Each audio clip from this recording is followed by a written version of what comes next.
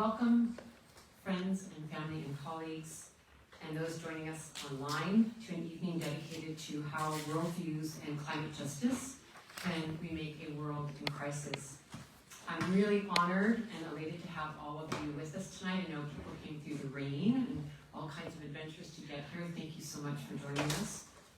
My name is Osprey, Orielle, and I am the founder and executive director of the Women's Earth and Climate Action Network, or WECAN. Welcome. Please have a seat. No worries. Thank you for coming.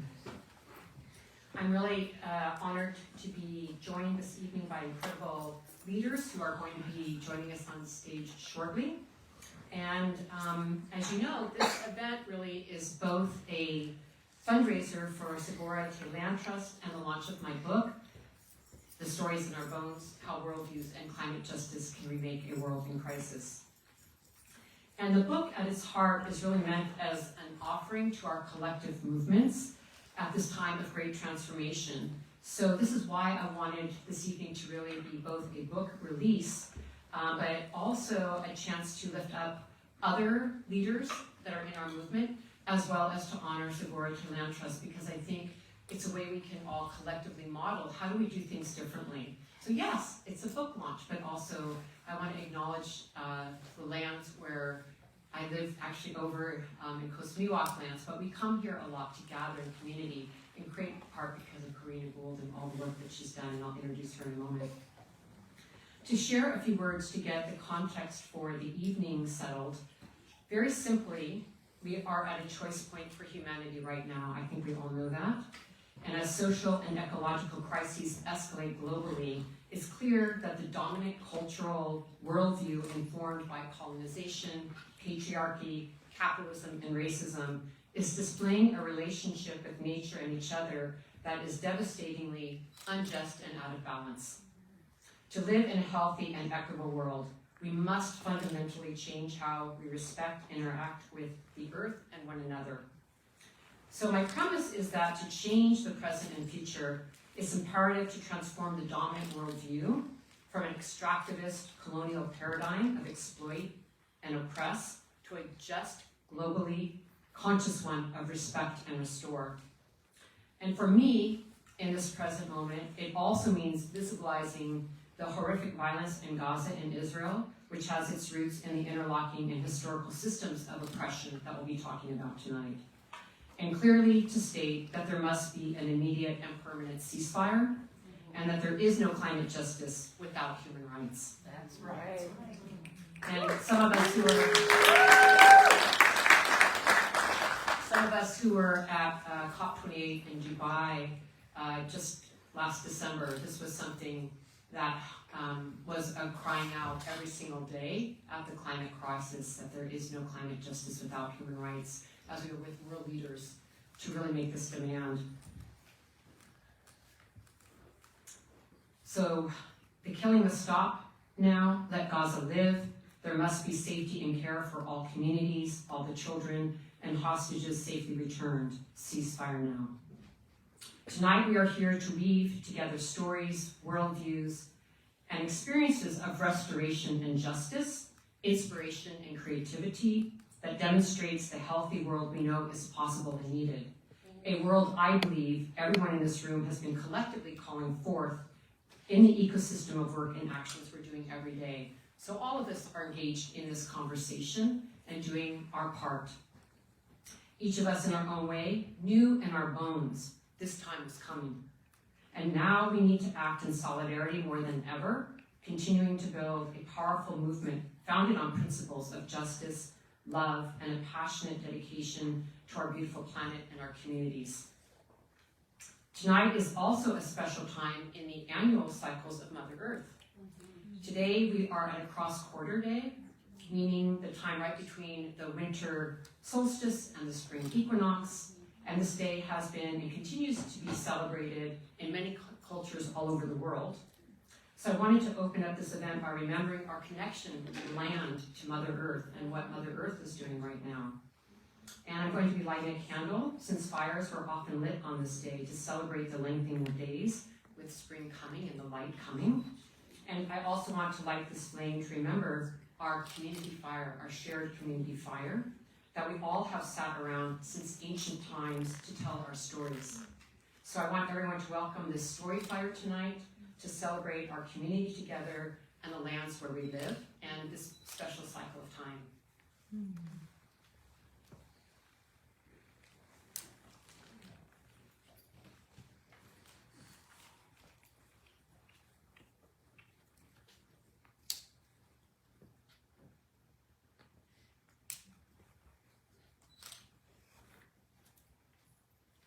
So you can imagine that, sitting around outside under a big fire.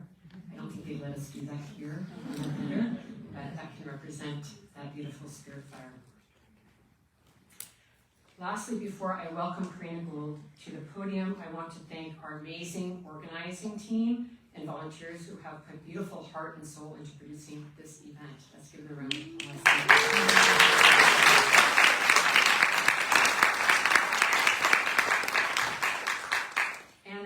To thank Casey Camp-Hornick of the Ponca Nation for authoring the foreword to my book. She is a remarkable leader and a dear friend, family, and mentor to me. At the last moment, Casey was not able to join us because of a family emergency, and we are holding her and her family in our hearts and with good thoughts. So that's just something that is with me tonight, and I want to let people know that Casey's not here, and she sends her best to everyone.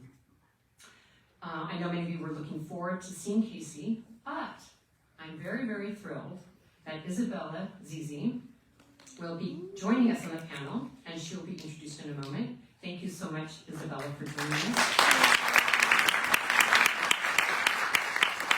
I'm super honored to have her here, and it just makes me also pause because I think that we have all these plans that we make and we organize as best as we can, but Mother Earth has her own plans, and we don't know what those things are.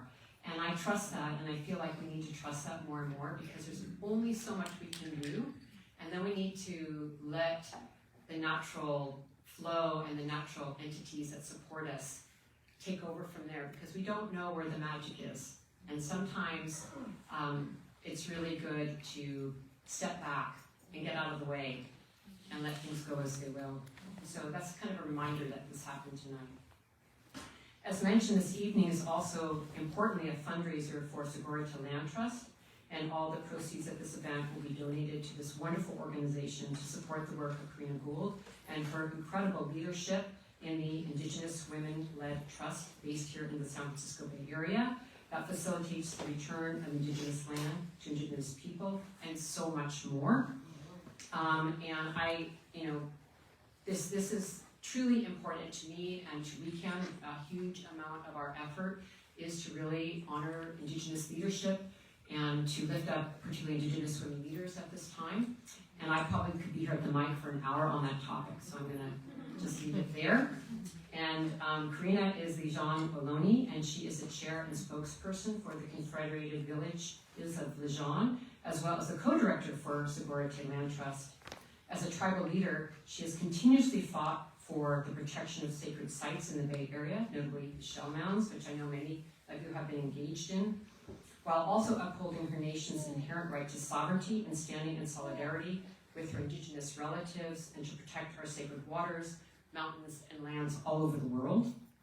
Corrina has deeply personally inspired me and so many of us for years in showing us how we can learn to be good guests on her traditional lands and to enter the deep journey of decolonization and listening to and respecting Indigenous leadership and knowledge. So please help me in giving a warm welcome to Corrina.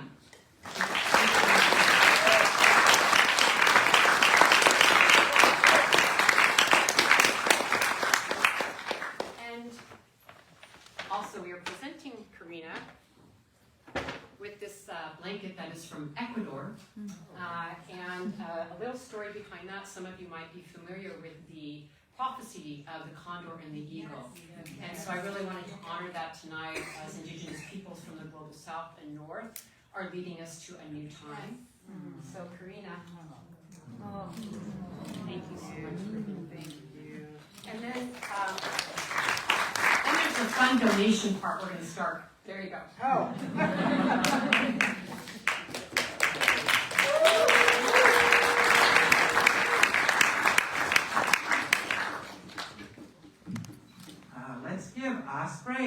big hand.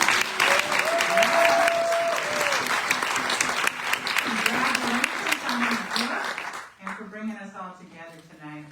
Porche Mur Ka'at Lishanka Ka'at Corrina, the language of my ancestors that was born here in this land, in this airs and the waters, in the trees that are older than us. The Chochenyo language that was spoken.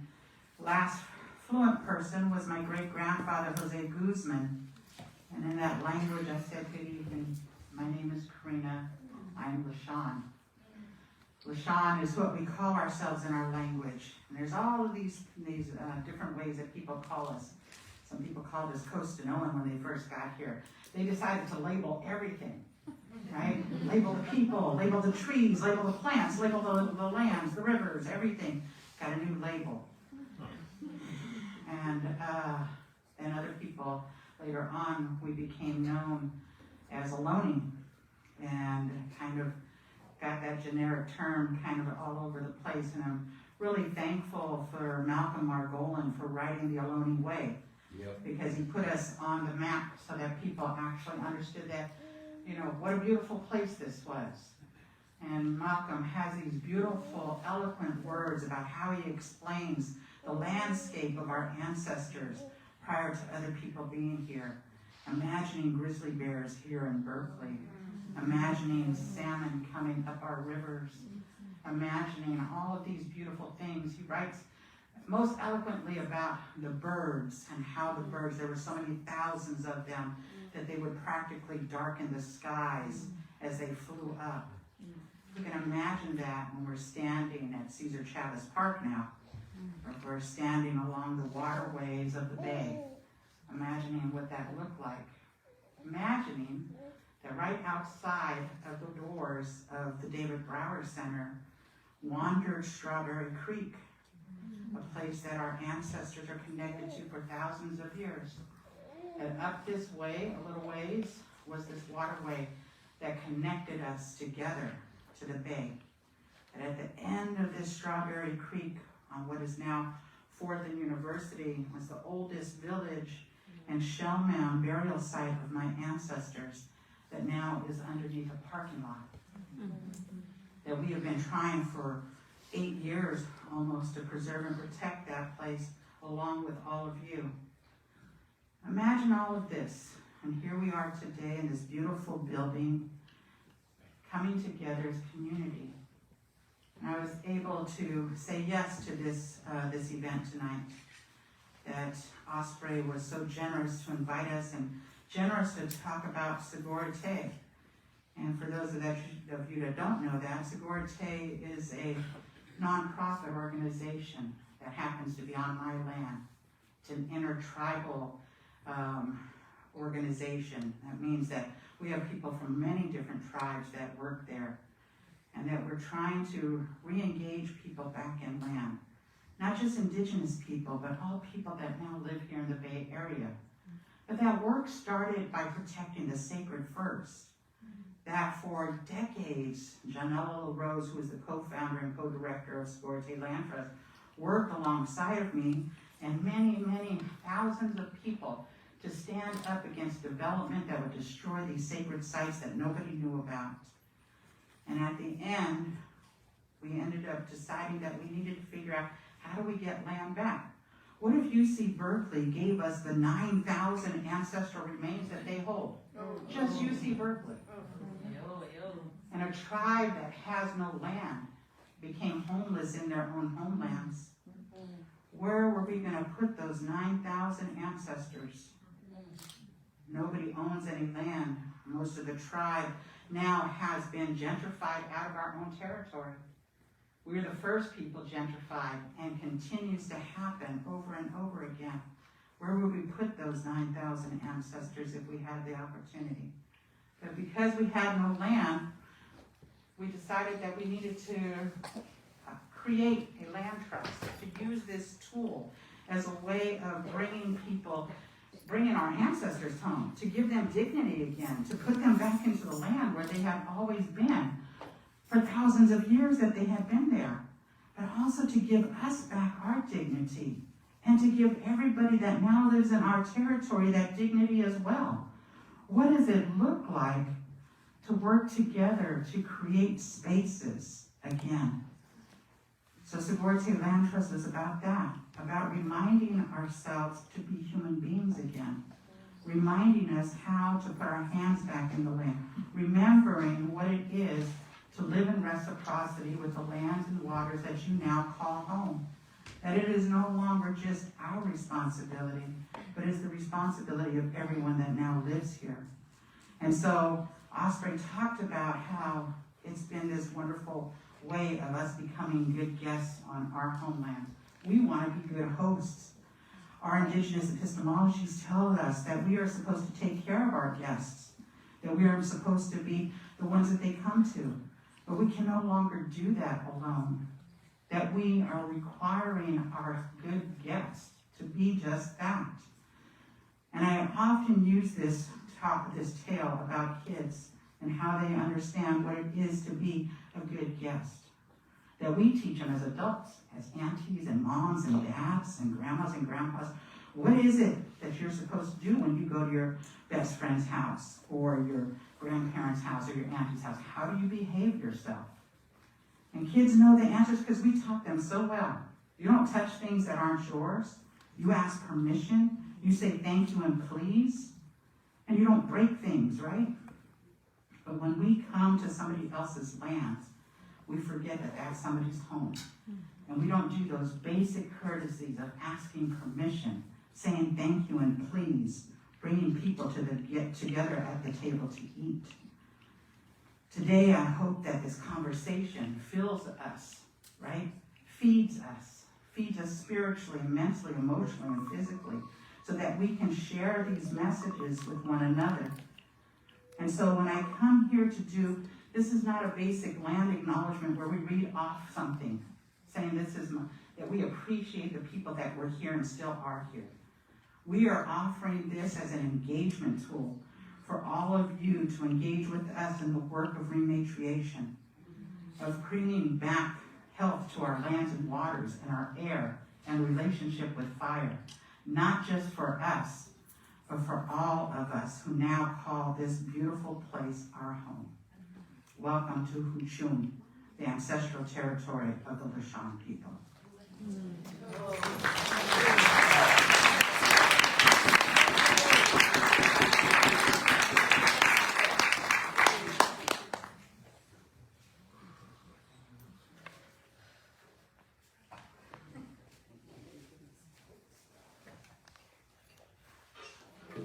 Thank you so much, Corrina, and now you know why I'm so honored that you could come tonight. And we're building this story together. We're building this story together, how we're going to be together differently. And so deeply appreciate you coming and sharing your wisdom with us, Corrina.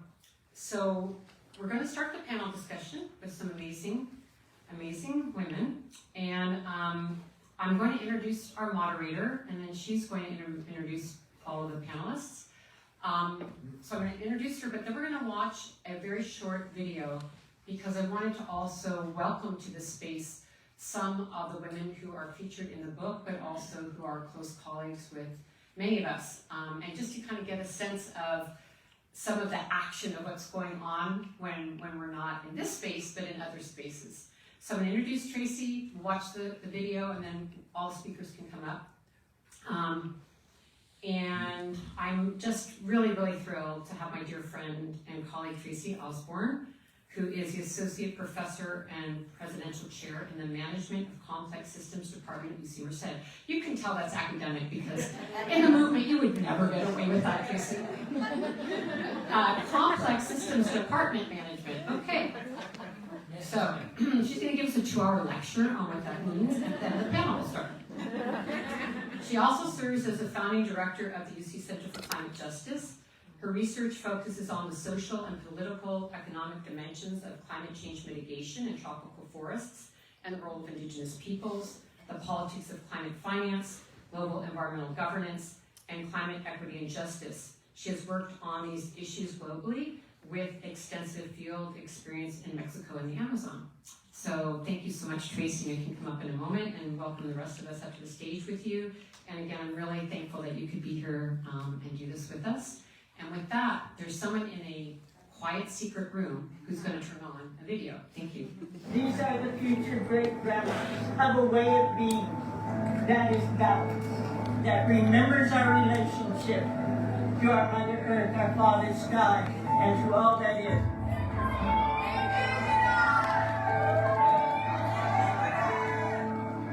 Frontline women and global advocates are building critical strategies for national and international divestment from harmful extractive industries, while also calling for justice and accountability from financial institutions and governments. 60 of the largest banks in the world have put $4.6 trillion into fossil fuel financing since the adoption of the Paris Climate Agreement.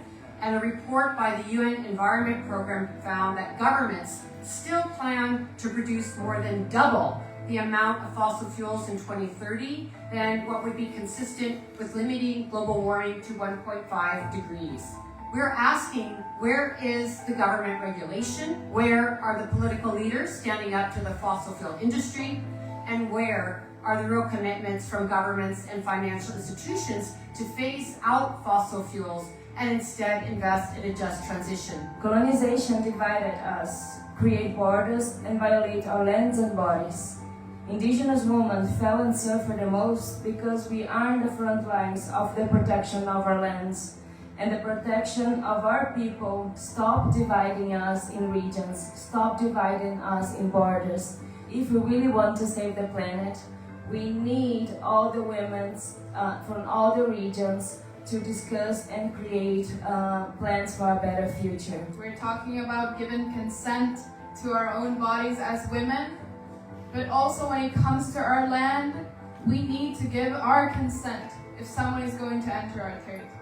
And that has not been given in so many cases across the Amazon, and this is why these violations are happening to women and to indigenous people in the Amazon. They're taking our rights. They're taking women's rights. We're taking people rights, community rights, Mother Earth rights. Let's put it together. Let's help women, community on the ground, local community, indigenous community.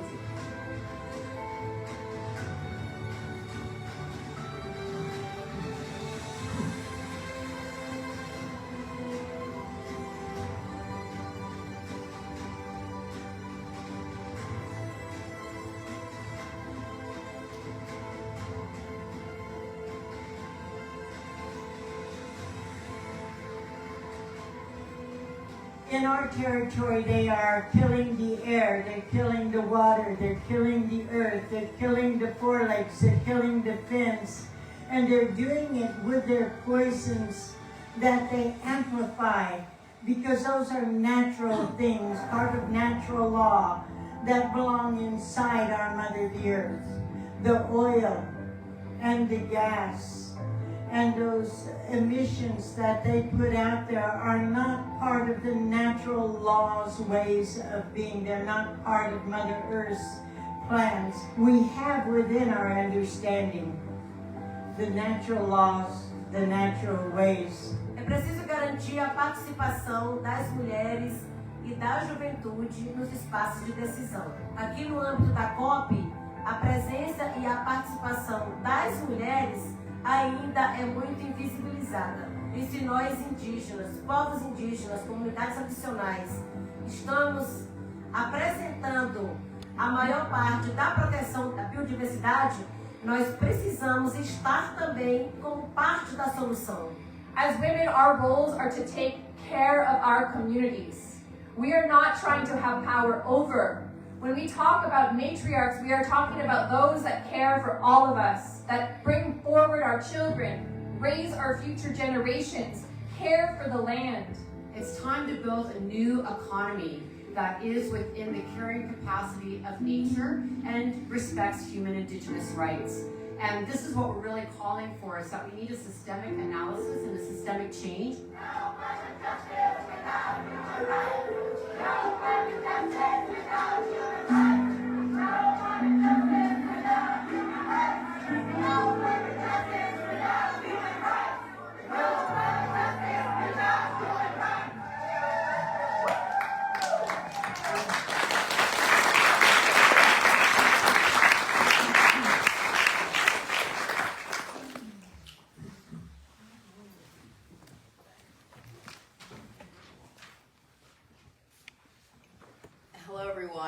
It's an absolute pleasure to be here. Thank you, Osprey, for the invitation and for that wonderful introduction and for the film. So I'd like to go ahead and introduce our panelists. And it's an absolute honor to have Corrina Gould, who you've already heard a bit from, but we're really happy to have her here on the panel. And next to Corrina is my dear friend Layla Salazar Lopez, who's the executive director of Amazon Watch and is a passionate defender for Mother Earth, the Amazon, indigenous rights, and climate justice. In 2015, she has served, since 2015, she's served as the executive director of Amazon Watch, leading the organization in its work to protect and defend the biocultural and climate integrity of the Amazon rainforest in solidarity with indigenous and forest peoples. And next to Layla, we have Isabella Zizi. Isabella is Northern Cheyenne, Muscogee Creek, and enrolled in 3 affiliated tribes. Born and living in Richmond, California, Isabella is a frontline community organizer, passionate about climate justice, food justice, youth empowerment, rights of nature, and cultural preservation. She's the youngest leading member of Idle No More, SFA, and is an organizer for movement rights. Isabella's works with indigenous communities on rights of nature and with national coalitions. And someone who obviously needs no introduction, but I'm honored to also introduce Osprey Orielle Lake, who's the founder and executive director of WECAN, Women's Earth and Climate Action Network, and works internationally with grassroots, BIPOC and indigenous leaders, policymakers, and diverse coalitions to build climate justice, resilient communities, and just transition. She sits on the executive committee of the Global Alliance for the Rights of Nature and on the steering committee of the Fossil-Free Non-Proliferation Treaty, and is deeply dedicated to defending and protecting Mother Earth and all generations. So I've got 2 questions for each of you, and so everyone will have about 6 minutes for each question. So the first question, maybe we'll start with you, Corrina. The first question is,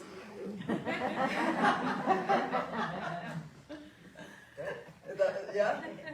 All good? Yeah, go ahead. We can start the other way around. We can start the other way around. Okay. So the first question is, in the work that you do and in movements overall, what is the key message you're working to convey as we address this critical moment in time? So what's the message you'd like to convey? I think I did that already, but I can expand on that a little bit. So thank you so much for the question. Can you guys hear me? No. Okay, good. I like to tell this story that we're told when we're young. And so I think a lot of indigenous people tell stories when they're trying to explain something, but it's a story I often tell about how everything was created on this earth, right? Everything was created on this earth, at least through our stories, before human beings got here. All the plants and all the waters and all the mountains and all of everything that we would need, the foods and the everything, the fish in the seas and stuff. And that it was created in this circle. And knowing that human beings were going to come here onto this earth. And in coming onto this earth, human beings came, right? And they stood in that circle with everybody else. And it's a circle because everyone is equal. There was no hierarchy. There was none of that.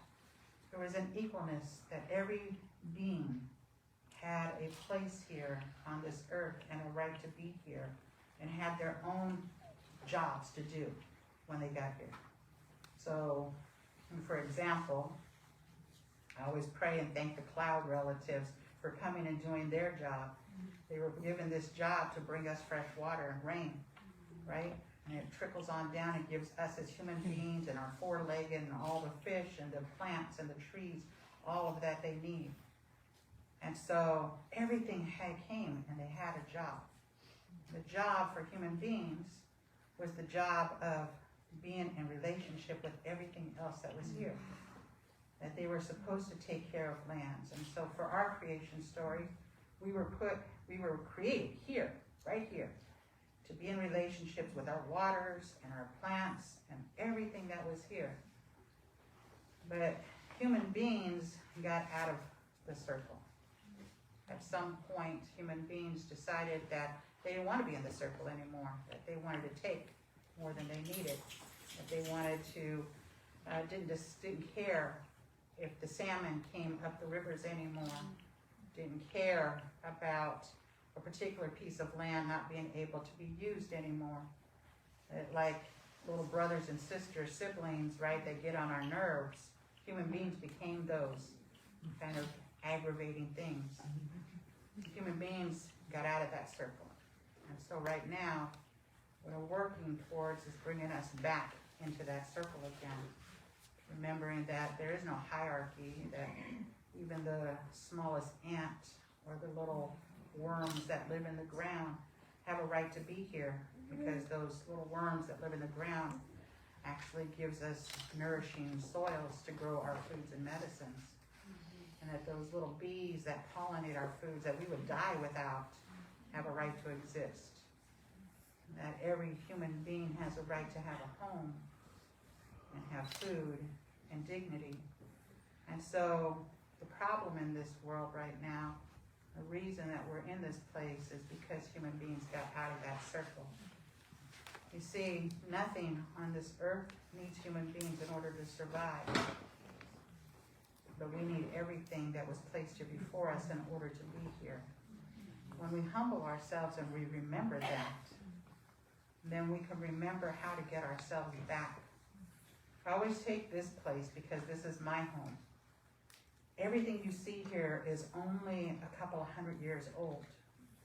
All the waterways that have been culverted, only a short amount of time.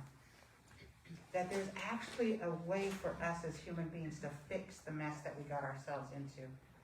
That we actually have the technology to revert back, to bring back our marshlands, to bring back fresh water in our creeks, to bring our salmon back home, to work with each other to make sure that the next 7 generations, those yet to be born, have something beautiful to come to. And so that's my answer for right now.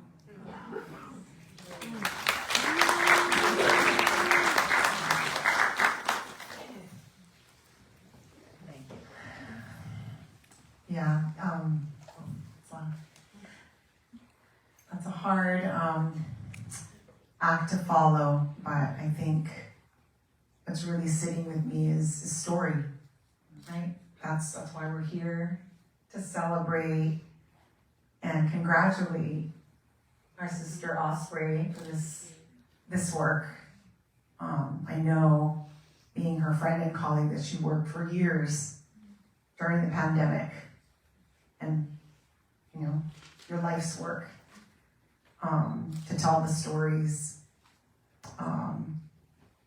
in our bones, and to tell the stories of our relatives from California to the Amazon. And so I'm very grateful for this and excited to read it.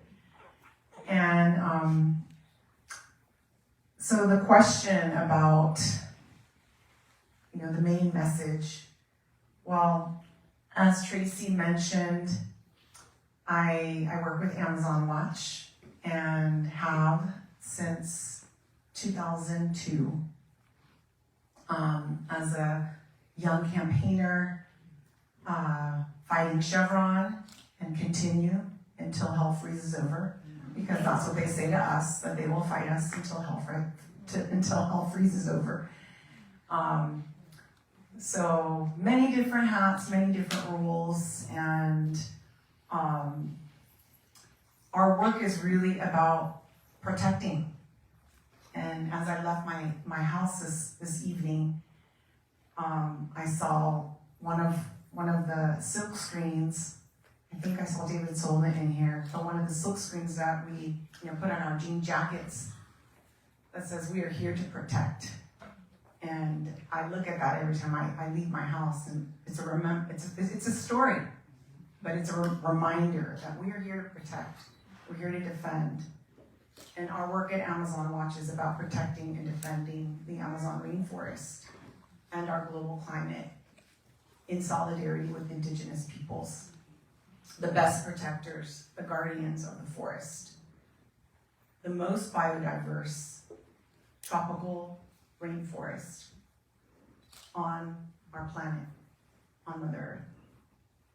It is, as our relatives in South America, in the Amazon say, it is the heart of the earth. And I know many indigenous relatives say that about their territory, where they're from, right? Because where we're from, wherever we're from, it is our heart. It is our source. The peoples of the Amazon, and over 500 different nationalities, different peoples, and many uncontacted, consider the Amazon the heart of the earth. And for many, many decades, looking at Abby, and you just reminded me about the Uwa. The Uwa would say, this is the heart of the earth. The Uwa territory is the heart of the earth. And it's where we're protecting and keeping the blood of Mother Earth in the ground. And for decades, we fought these corporations. That's what we do in our work. We expose the threats. We expose the threats. We expose the devastation. The threats, the devastation caused by corporations, by governments, and by financial institutions who are funding destruction. We expose them, we engage them, and we pressure them to change. And that's how our work started with the Uwa people of Colombia, and in responding to their call to protect the heart of the world and to protect the blood of Mother Earth, to keep the oil in the ground. They were the first to say, keep it in the ground. And many decades later, it's not just a chant, it's not just a slogan, it's protecting life.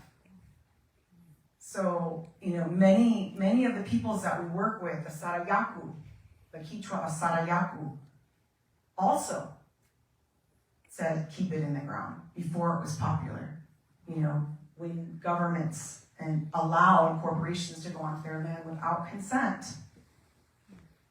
they said no, we are protecting our land, we are protecting the living forest of the Amazon. And so really our message is, let's protect and defend the Amazon. It's at the tipping point. It is at a critical point, just like our climate. So this is the time that we have to come together to both protect the Amazon and our climate for all humanity and all life.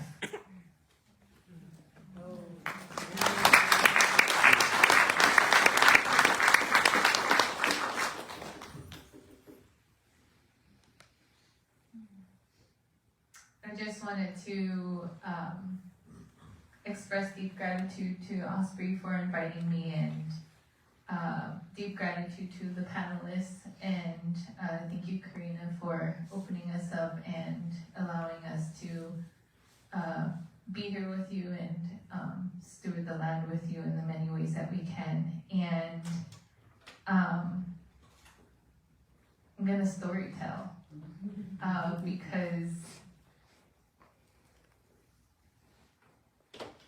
where am I going to start?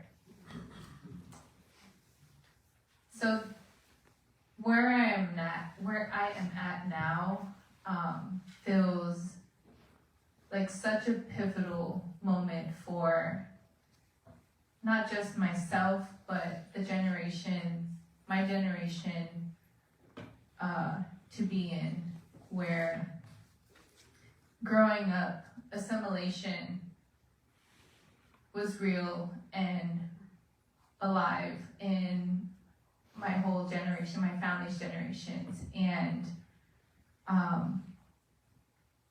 the Western construct of going into school was almost like a forced way to learn, to live, and to be. And little did I know, my mother had purposely, I feel in a way, introduced me or welcomed me into many meetings and spaces with Indigenous peoples, Indigenous leaders, who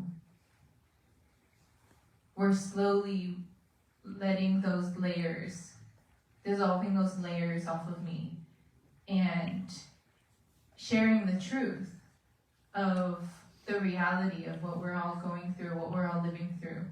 And one of those truths was actually my first Jamon walk from Richmond to Vallejo to Sogorea Te. And that was almost like a very clear sign to me that going to college was not going to be the way that I wanted to go, because there was so much truth that wasn't being told to the young people in Richmond and elsewhere, where it didn't feel like I would have done justice to my family or my community. And another layer to that was the Chevron explosion that happened in 2012, where I had seen almost like a direct sight of the flares coming from the smokestacks, and the smoke just covered the entire skies, our beautiful blue skies, the beautiful sun. And there was so much of a reaction of scrambling and not knowing what to do. But in that moment, it was like, I don't want to feel like this. Nobody should feel like this. Of feeling helpless, of not having a direction of where to go, which opened up more doors into Indigenous-led climate work through Idle No More SFA. And they had really taught me lots of ways to be in reciprocity with Mother Earth, with all of life, all of the sacred system of life. And the way that I am now, the way that I'm able to present and speak and be in relationship with, I would have never thought that as a 10-year-old. But deep down to like my core, to my soul, there was an understanding that was just being layered and layered to almost disguise. And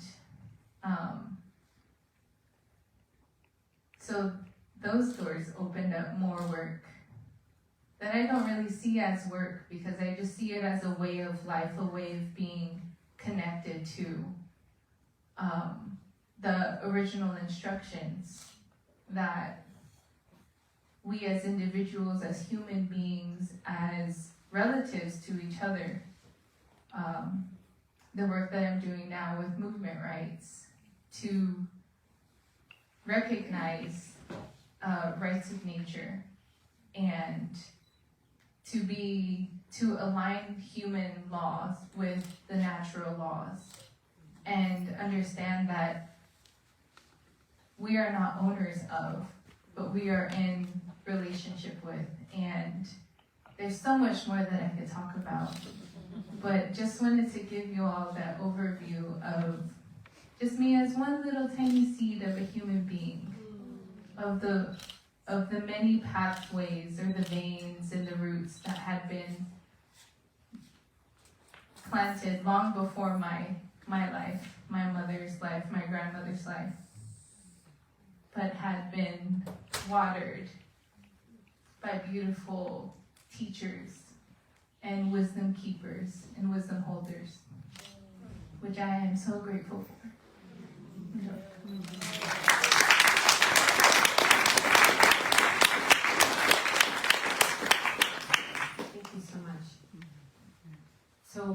it's wonderful to see everyone here, and just wanted to welcome everyone and thank you for those beautiful words everyone has spoken. Really touched me. As I was telling Tracey, I didn't plan anything about what I wanted to say tonight because I find that sometimes it's really good to step into a space and not know. And it feels very in alignment with, to me, where we're at right now in our world, both politically and culturally and socially, and in our relationship to the land. To me, there's so many unknowns. And so I just said, well, I'm just gonna open my mouth and see what happens. Because y'all got my book, so I got some street cred. You could find out what I wanted to say there. But in this moment, you know, I feel that, you know, as an executive director of an organization that works with primarily women and gender diverse leaders in different regions of the world, you know, a lot of the day, honestly, is in a lot of a mixture of emotions and energies and experiences, from getting calls, as I know others here do, of, you know, people in crisis because there's so many crises, whether it's from, social upheaval to dealing with drought or floods or attacks. A lot of the women land defenders that we work with in different regions are under attack, you know, on a regular basis because they're trying to protect and defend their lands and they're threatened. So there's a whole gamut of things of urgency and really pressing issues that come up on a weekly basis that we navigate. And then on the other hand, not that there's a binary, there's many things in between. It's not, you know, just one or the other, but there's these other realms of just incredible joy of the work that we're all doing around food security and food sovereignty and land back that is happening. It's really happening. Corrina is right on the front edge of that, but in many places now, our rights of nature work that Shannon Biggs is very engaged in for movement rights. I mean, the United Nations Secretary General last year said that the largest environmental growing movement right now is Earth jurisprudence, which rights of nature is a part of really giving, understanding that nature has rights and that we need to, in fact, lift up rights of nature equal to human rights and put Mother Earth right at the center of the conversation where Mother Earth needs to be, and our governance following those natural laws. And we're engaged in these amazing reforestation projects in the DR Congo and in the Amazon that, you know, that are women-led, where we're reforesting entire regions. So there's these moments of amazing joy and collectivity and, you know, celebrations that we have of victories that are, you know, protecting forests or protecting rivers, making sure there's food for people in different regions, protecting water. And then, you know, you bounce back to these other crises.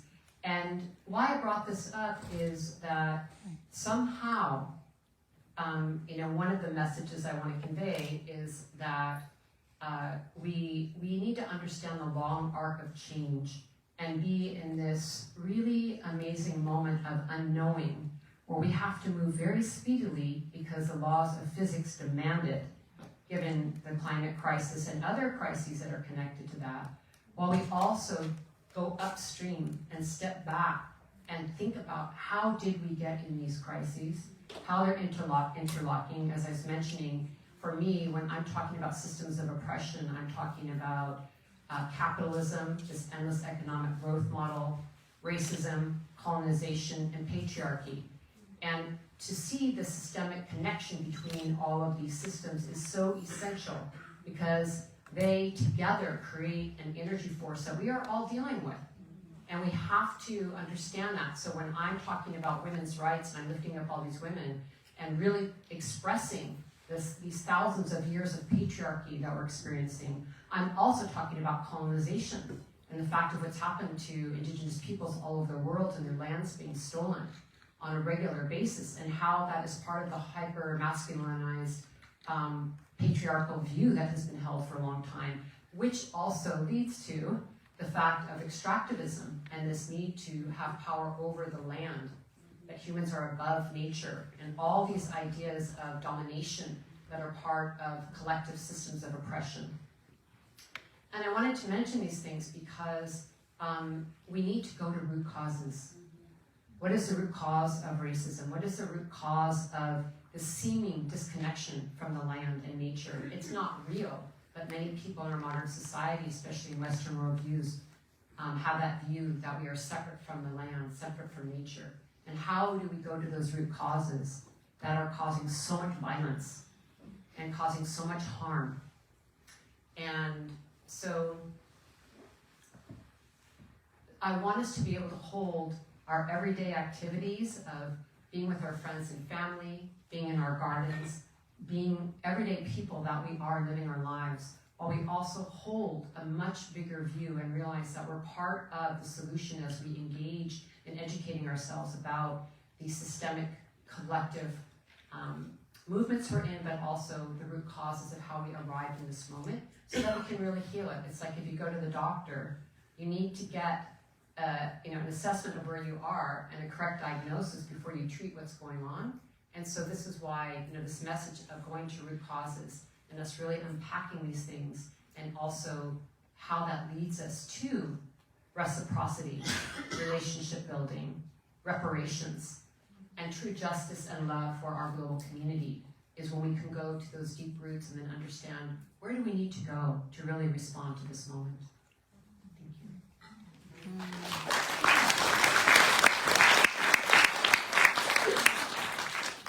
Thank you so much.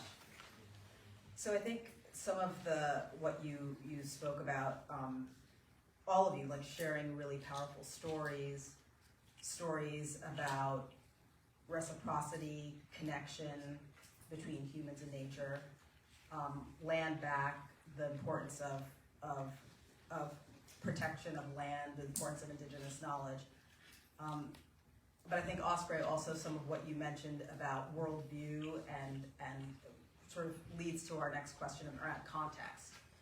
And so in our current cultural, political, and economic context, these are having tremendous impacts on society, from climate denial and consumer culture to government rollbacks of environmental protections, and economic systems that are still heavily based on fossil fuels. And some of what we saw in the film, and what many of you discussed about the importance of keeping fossil fuels underground.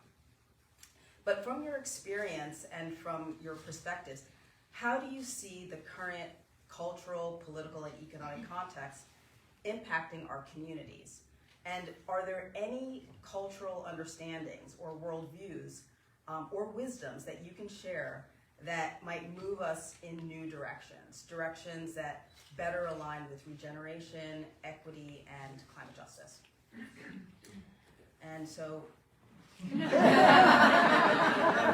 right, maybe I'll have Layla start us off. All right, well, the first thing that came to my mind right now, and I do have to say that one of the first things that comes to my mind, for the last few months has been Gaza, has been the people of Palestine, and this extreme violence that no one should have to live through. And it just, the first thought that just came to my mind was what is, that is the current context. We could say it's war. We could say it's genocide. We could say it's colonization. It's capitalism. It's all of those things. When we talk about intersectionality, it's all of those things are the problem that have caused, that continue to repeat itself. And what we're seeing now is the reason I got into this work. Because my grandmother's saying, don't ever forget who you are. Don't ever forget your Aztec. Don't ever forget what happened. don't ever forget. And seeing it happen over and over and over again. I'm seeing, the Mapuche grandmother here. And, my husband's from Chile. And so I want to acknowledge nuestra abuela Mapuche. And, just it's the same. You go to Chile and it's the same, it's the same situation, right? The colonization, the erasure, the racism. Over and over again, these systems that continue that have oppressed us for so long and continue to, and we're in it. We're like in it. It's right in front of us. Whatever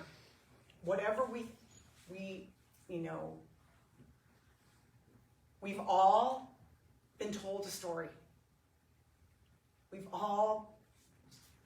Many of us had no idea what the story was before the last few months. And we're learning and we're unlearning. And this is such a hard time for so many people in the world because we're face to face with it. But all of that also impacts all of our daily lives and our work. And in the context of, the work that, one connection is, I mentioned Chevron, many of us mentioned Chevron. It's like, Chevron is in everything. They're even, we even warned them. We even tried to warn them, don't get involved in this. They didn't listen. And now they're in Palestine. So they're going to be protested this weekend. We're going to protest them because they shouldn't be there. Because it's another form of this extraction. It's another form of this abuse. And we have to speak up. We have to make those connections. Even just because I focus my energy on working with indigenous peoples of the Amazon doesn't mean I'm not going to speak up for people in Palestine or speak up for my relatives in Richmond. It's all connected. It's all connected. And what we were just mentioning earlier, we have all collectively gone through so much over the last few years.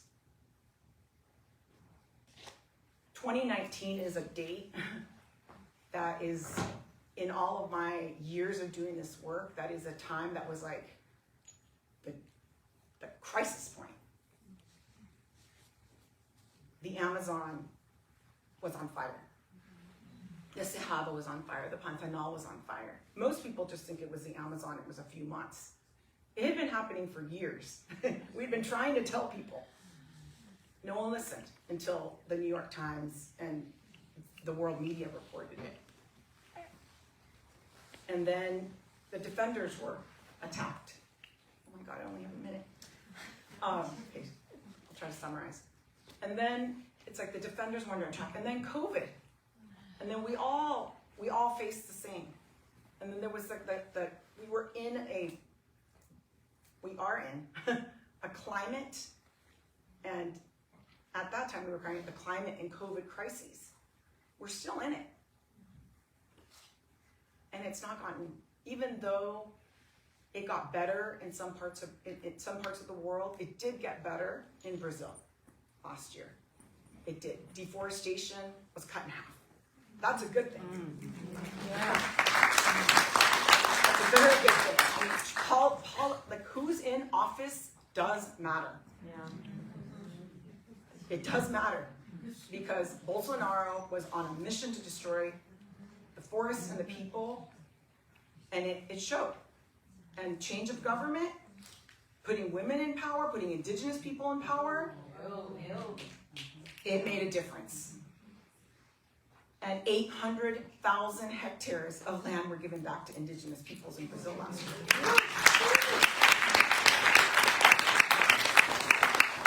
That's called demarcation, the land back. I know I'm out of time, but I'm going to wrap it up real quick. There were victories, many victories, which many of you were a part of to get that land back. And it's not over, right? The mining industries, the agribusiness industries, they're still in power. And they're doing everything possible to make sure that that land isn't given back. So the Marco Temporal, yes, it was overturned. Yes, it was, the Supreme Court ruled against it. Lula vetoed it. But the Congress is not letting it go through. So I wanted to say that because, you know, we have a lot of hope for what's happening in Brazil. We're on this path right now to COP30, which is going to be in Brazil. And women are going to be at the helm of that. And it's going to be a very different COP. And it's going to be, we have 2 years. This is where I'm going to end. We have 2 years to really turn things around. For the climate, for the Amazon, for indigenous people's rights. You know, some of our indigenous relatives in South America say, you know, don't give those timelines, because, you know, it's you know, it's not just 2 years. So I'm like, okay, well, at least for science, we have 2 years. So let's do this.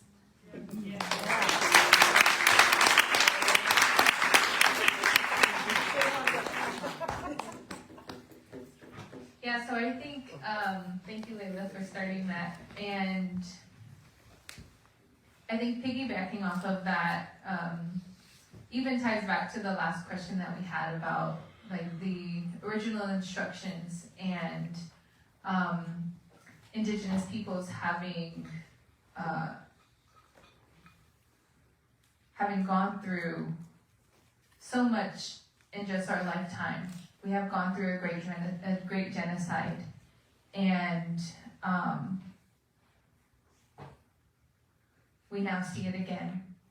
And it's not a new thing, unfortunately, but we do know that a lot of our relatives are blindsided by where their paths should be. And this goes back to the current work that I've been able to see really in the most powerful way with movement rights, of the roots that are deeply ingrained in indigenous knowledge and wisdom and caretaking and reciprocity of the waters, the trees, the four-legged, the winged, and it's really so uplifting. Like I recently learned that there's over 35 countries that have adopted rights of nature. That includes Ecuador, Brazil, Bolivia, here in the United States, as well as even up in Canada and Mexico. I could name all of them. I wrote them down, but I'm not going to name all of them. But even just bringing it back here in the United States, we have indigenous peoples who are leading rights of nature in our own backyards. Like we have the Yurok who have passed the recognition of all of the land. And that includes the regeneration and the flourishing of the animals and the well-being of the plant life that all depend on the waters. And then we go to the East Coast with the Mashpee Wampanoag. Beautiful youth who I was so fortunate enough to learn from, who are the voice for the herring fish. They are the tribe where the sun rises, and when the herring fish, when it is time for them to spawn in the rivers or in the waters, that is their time of springtime. That's their time of harvesting. That's their time of connecting with community. Down in the Ponca Nation in Oklahoma, they're protecting 2 of their rivers, the Arkansas River and the Salt Fork River. And being able to see in presentations, in public speeches, or even just the work that they're doing on the ground, I feel so lucky. It like really makes me so happy to be with movement rights and to be able to say, like, I get to share these stories, and it's not just stories that is like the end, because there's not an ending to it. This is only the very beginning of having tribal communities who have faced so much hardships for a very, very, very long time, who are now reclaiming that sovereignty and that larger relationship to the sacred system of life to rebalance what we know exists. And I'm just like, ah! Oh my gosh. And to be able to share this with you all, like, this work does not go single-handedly.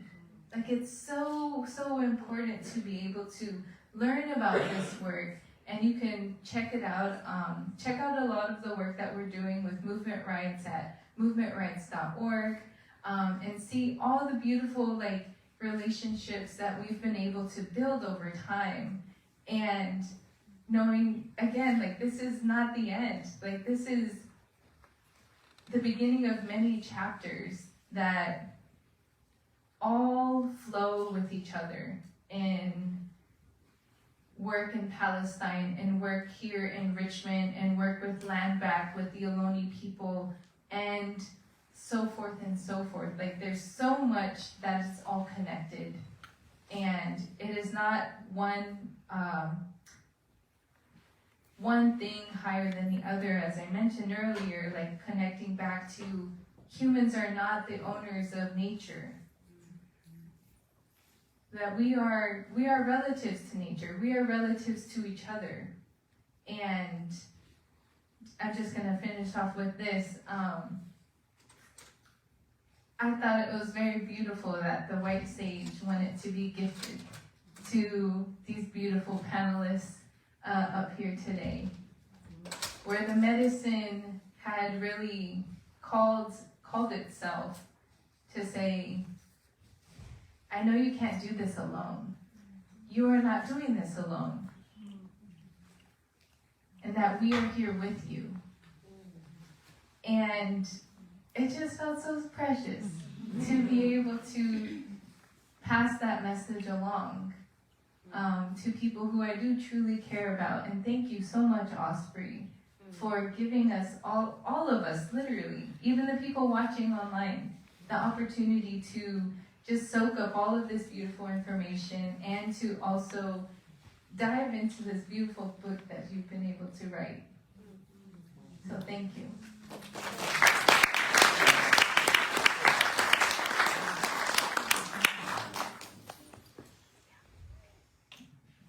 Just getting Corrina's message.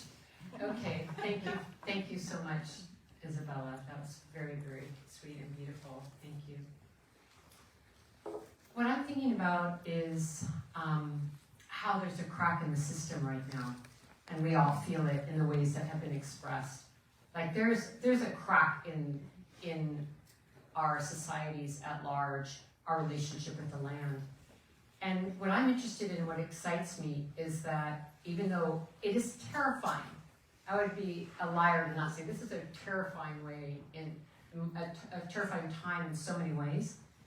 But I also know, like, studying history, and also if we observe our own lives when we're in crisis, it truly is these moments where there's a crack in the system, where something else can happen. And that excites me and interests me a great deal, and I feel like that's what we're doing in this room. This is what we're really attempting to do in our movements, is to look and see, okay, we're at the precipice of these, the edge of a world. The edge of a world as we know it. and as indigenous peoples have often said to me also, like, we've already been through a catastrophe. We've already been through the end of the world.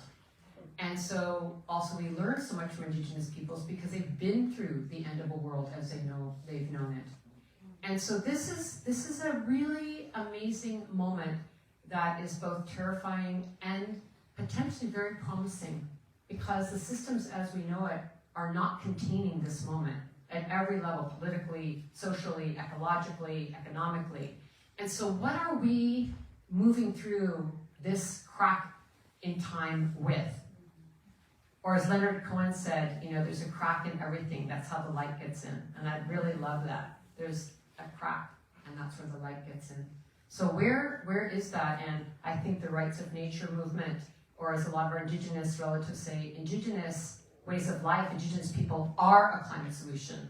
And I would also add women's leadership is a climate solution. And I won't go through all the stats on that, but the role that women are playing right now is essential.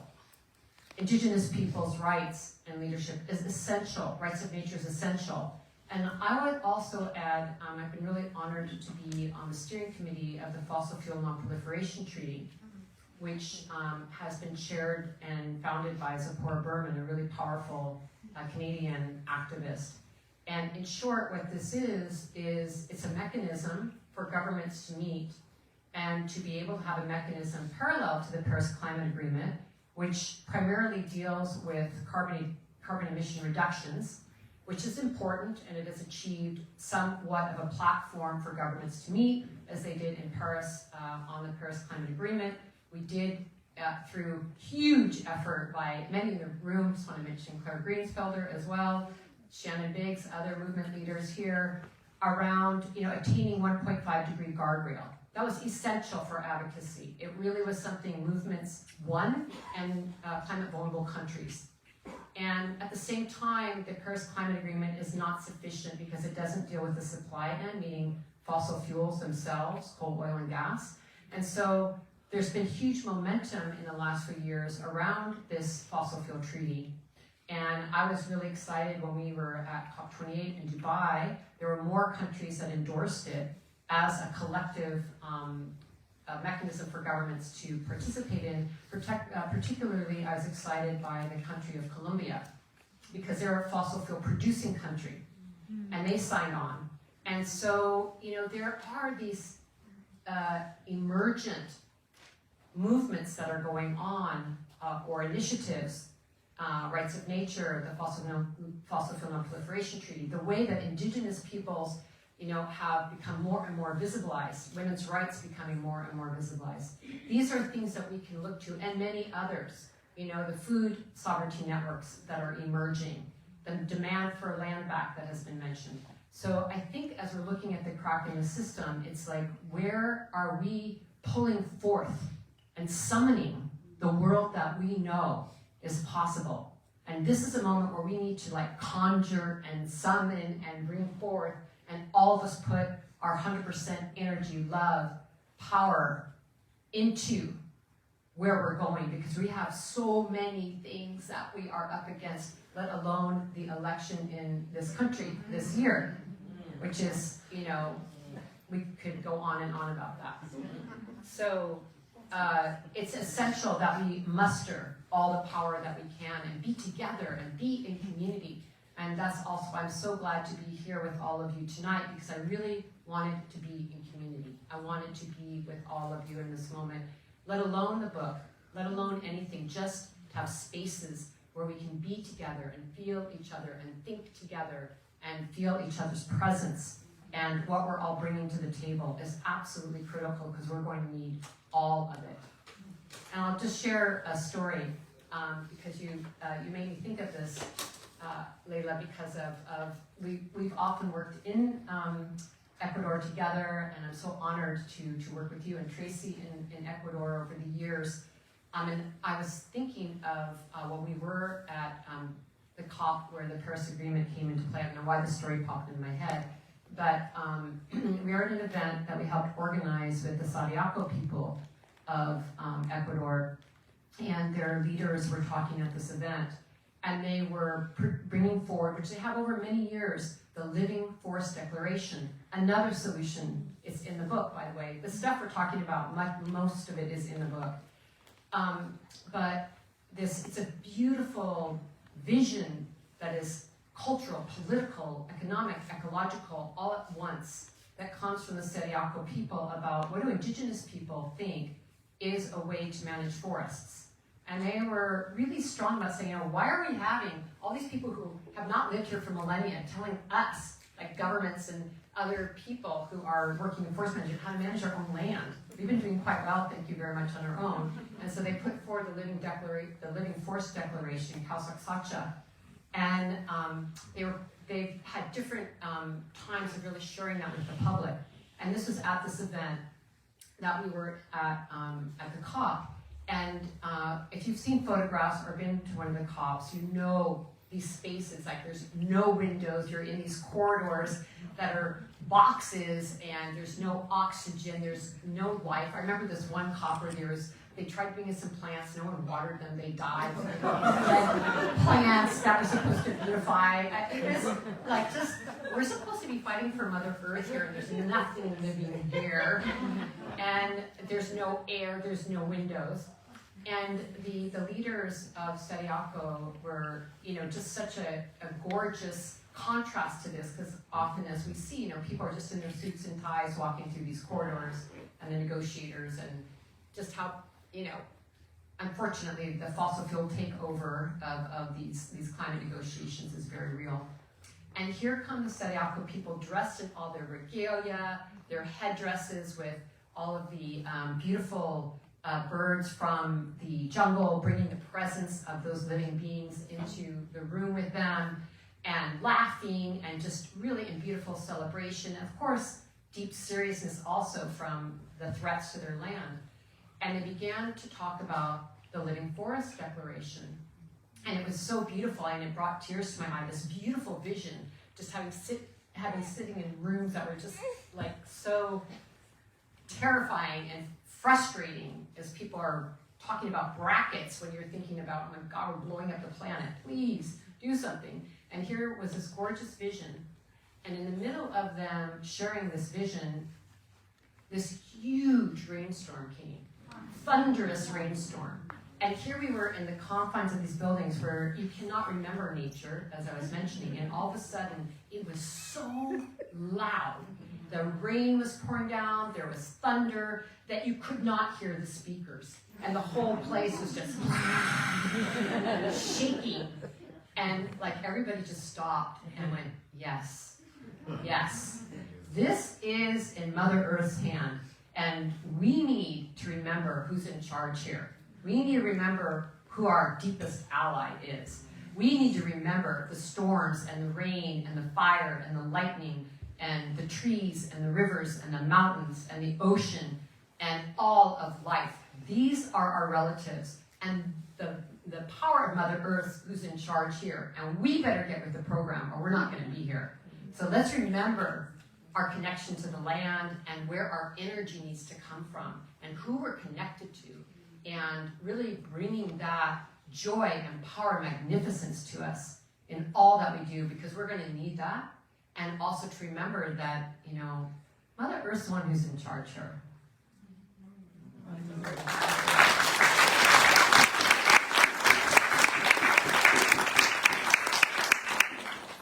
What's the question again? So you were talking about the current context, current cultural context, economic, political context, and what messages, wisdom might you share that will allow us to shift that context, move us into a new direction, one that's based on regeneration and equity and climate justice?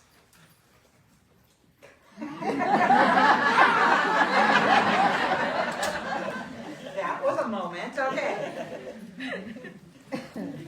I really want to appreciate these beautiful, thought-provoking, beautiful minds that are sitting here, and all of the things that have been said tonight. And I often think about how human beings, just a couple of years ago, all of us were masked up, or all of us were in quarantine, and nobody knew what was going on. And my son had just moved to LA. He's an actor, and he, like a month before, him and his girlfriend moved down there. And he came up for his birthday, which is March 20th, and I think we all went down on March 15th. And me and my daughters and my grandkids and my son came together in my daughter's apartment, and we were kind of afraid to even be with each other because we didn't know what this was, right? It was so new. And but we told him together, you need to come home because we don't know what this is. And so him and his girlfriend packed up their dogs and all their stuff and came back, right? And we all kind of, lived through this thing. But, COVID did a lot of stuff. And, my heart still goes out to people that lost people during COVID. And that it almost feels like we still haven't grieved all of that yet. And we're still in these masks. And we're still unsure because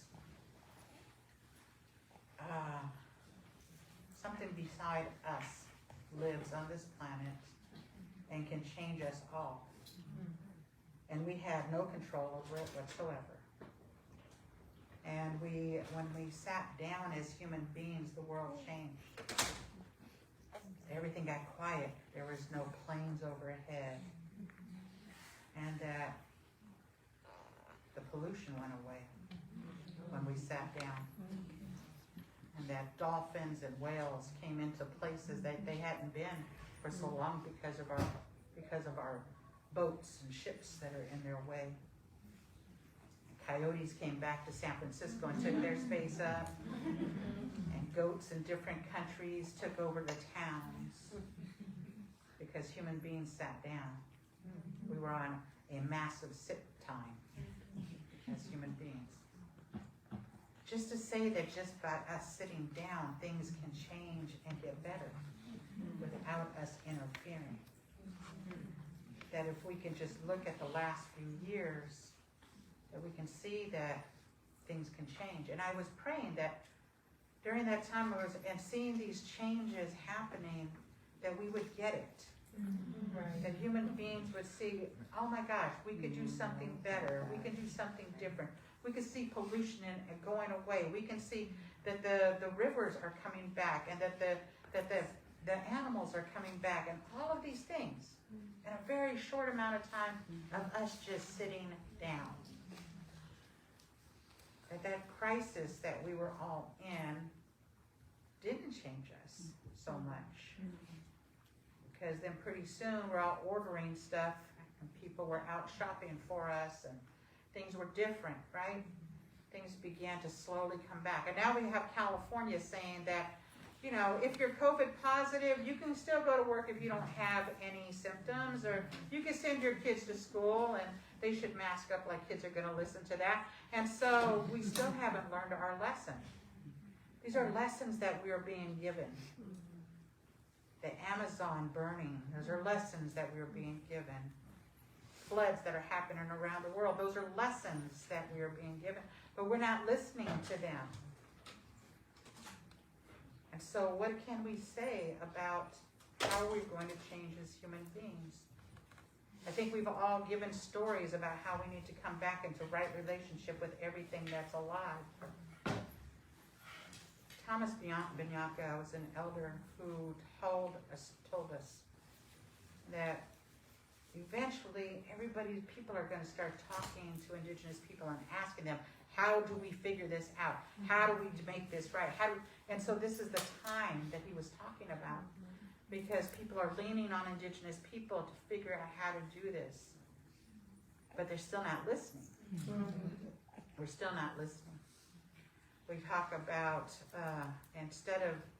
people still don't even know where their water comes from. You know where your tap water comes from?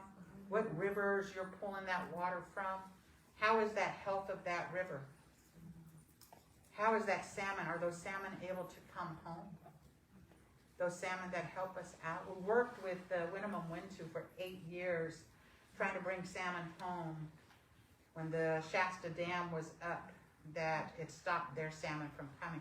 That stopped an entire cycle of life that had been there for thousands and thousands of years because of human beings wanting to stop that. And now we're seeing dams coming down and rivers expanding and changing its lifetime again, right? And we see that. We can make changes. That we could actually do this. But the problem is that we have people that are making decisions for us and we don't even know what those decisions are. People in Sacramento are creating laws and we have no idea what those laws are until they affect us personally in some kind of a way. That we are putting our trust into people that are making decisions and backroom deals that we have no idea about. That it's time for us to get educated about all the things that affect us and how we can make a change. We can make changes like there's people that want to open up creeks and how that is going to change actually the environment, how it's going to bring fresher air and it's going to cool down the sidewalks and cement, how we can imagine bringing those salmon back up through those ways. We are supposed to be the spokespeople for all of these things, not just the salmon, but for the oceans and for the trees and for the plants. That's our responsibility as human beings.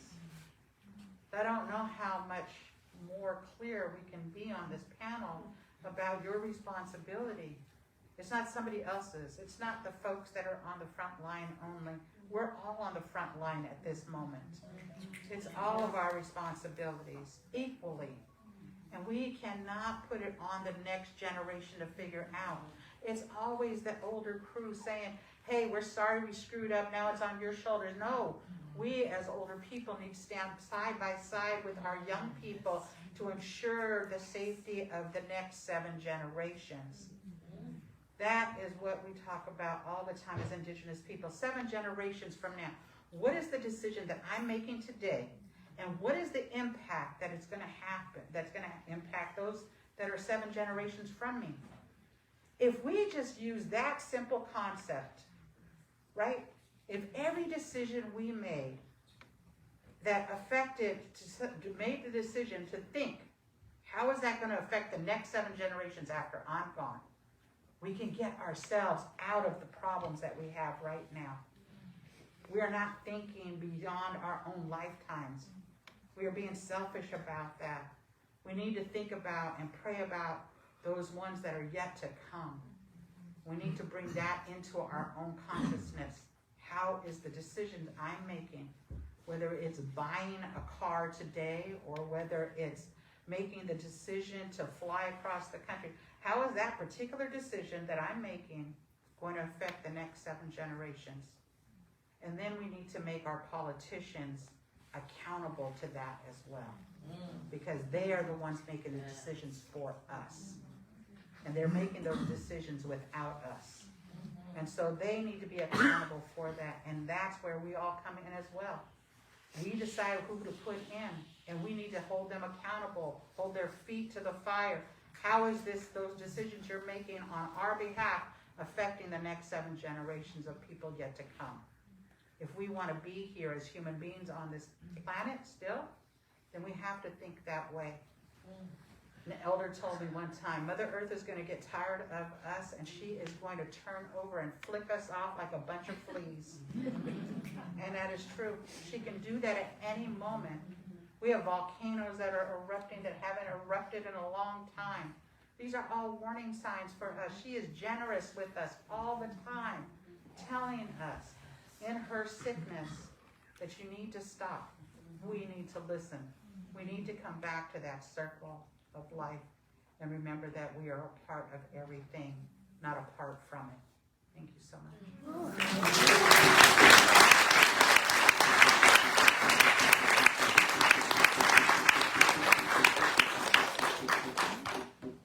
Thank you, everyone. That was absolutely inspiring.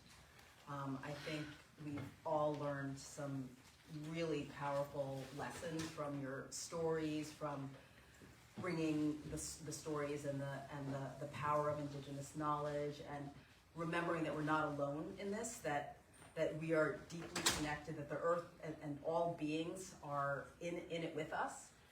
And this is a moment, this is a moment. And we are in crises, and these crises are deeply interconnected.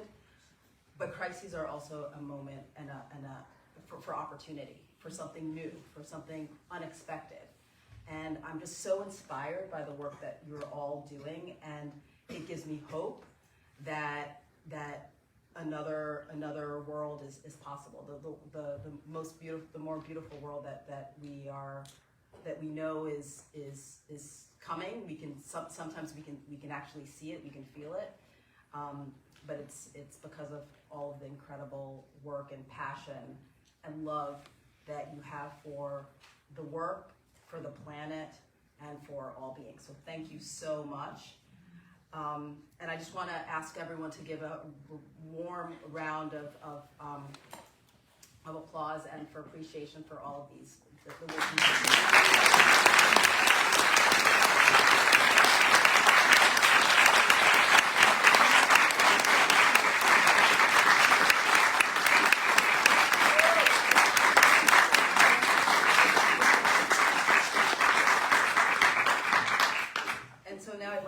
Turn the floor back over to Osprey, who will share some closing words and share a little bit more about her book.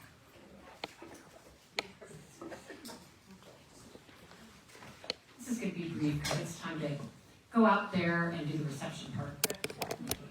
We're getting close to the reception part. Thank you, everyone, for that beautiful panel. Thank you, everyone. Those are amazing words. Yeah, I just wanted to make a few closing remarks, and again to thank everyone for coming.